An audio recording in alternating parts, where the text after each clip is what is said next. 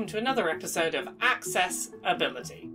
It's a show on YouTube where I talk about the video game industry, accessibility and representation. Basically, how can we help more people to play games and more people to see themselves in the games they play? Released in early August of 2021, Boyfriend Dungeon is a dating sim meets dungeon crawler. You move to a new town which is full of people who are attractive and can turn into weapons. You go on dates with them, which builds up your relationship so you get more attacks, so you can be better at dungeon crawling, which lets you go on more dates, which lets you get more attacks and get better at dungeon crawling. That's your basic gameplay loop. Date hot people, use them as weapons, advance the plot. Now that Boyfriend Dungeon has officially released, 3 years after it was kickstarted, and I've had a chance to play through the entire game and let it soak in a little bit, I think that the Boyfriend Dungeon does some really interesting stuff in terms of both accessibility and representation that are worth talking about. So today, on Accessibility, we're going to be talking about Boyfriend Dungeon. We're going to talk about some of the default character customization options available in the game. We're going to talk about the ability to opt out of messages from Mum. And we're going to talk about some of the more traditional mechanical accessibility options found in the game.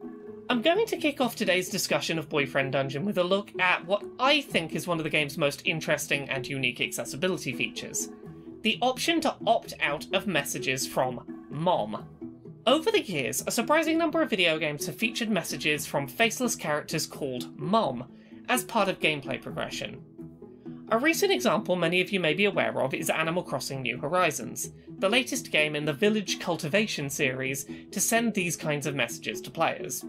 These messages can be upsetting to receive in games for players who have trauma around their mothers, be that an upsetting relationship with a living mother or difficult emotions about a mother who's passed away.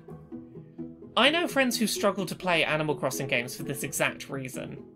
This is particularly a problem in games with character customization, where Mom is a faceless character implied to be your mother as the player.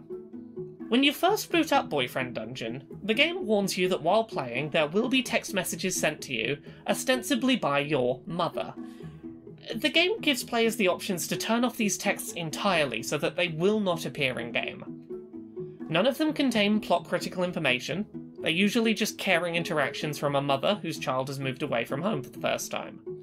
I can't think of any other video game I've seen that offers the option to turn off Mom messages, and it's a really neat accessibility feature I would love to see become more common.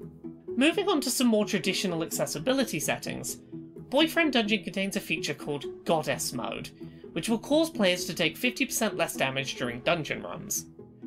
There are no options for other degrees of damage reduction, either larger or smaller, but the mode's inclusion is still appreciated. Players can also turn off screen shaking effects, which can be useful for photosensitive players.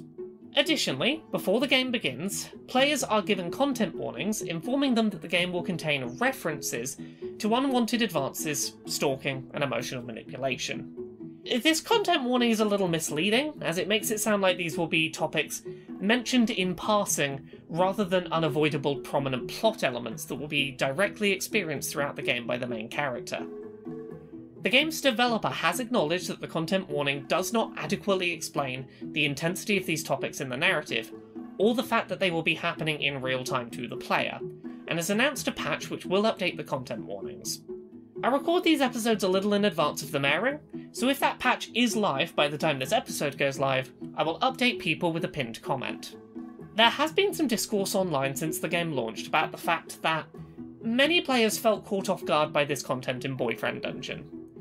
The game was kickstarted 3 years ago, with the promotional materials at the time presenting the game purely as a light-hearted dating sim about smooching swords. In the 3 years since, all marketing materials have continued to present it this way, as have digital storefronts at release.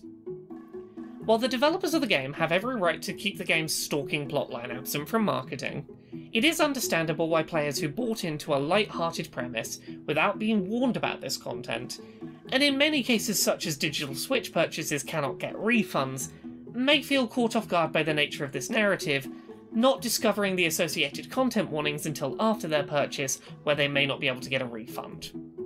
Moving on to some representation options in the game. In Boyfriend Dungeon's character creator, they, them is the default pronoun set offered to the player, with he, him, and she, her offered as options to switch to. Dating romance options are not locked behind your choice of pronouns, and you can change any aspect of your character creation, including name and pronouns, freely during the game at any time, as often as you like.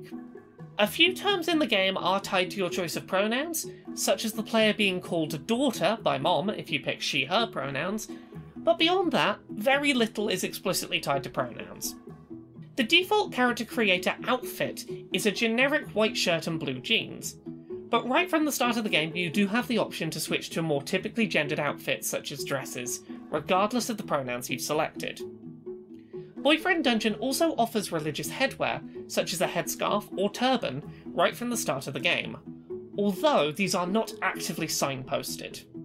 Compared to many other dating sim titles, Boyfriend Dungeon keeps its text interactions short, sweet, and to the point.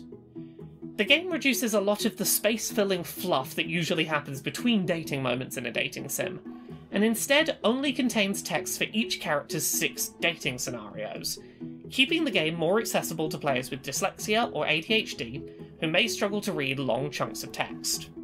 Additionally, while the game is called Boyfriend Dungeon, players are not simply limited to male romance interests or forced to make every encounter romantic to make it emotionally fulfilling.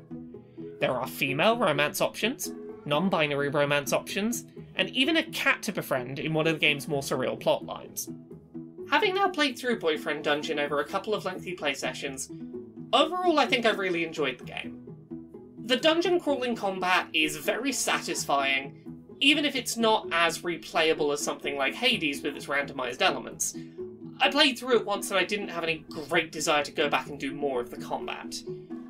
The dating sim elements, I think, really benefit from being shorter and more concise, and I really like the fact that you are not locked into just dating a single character in a single playthrough. You can see all of the plot lines in a single playthrough, which is great for me and my desire to do completionism in a single playthrough.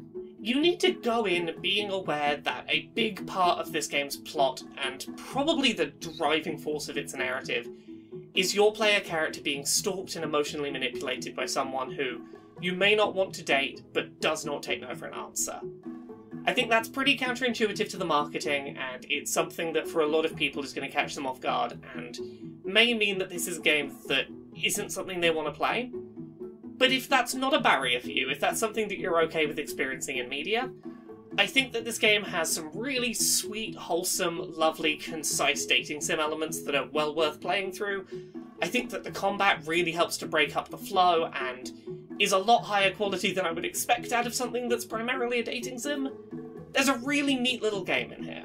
Boyfriend Dungeon certainly isn't a world-changing gameplay experience, but it's full of a lot of charm, a lot of heart. The gameplay that's there is polished and solid and fun while you're playing it. There's a lot of neat little accessibility options that I haven't seen done in other games, and I'm really glad this exists and that I made time to play it.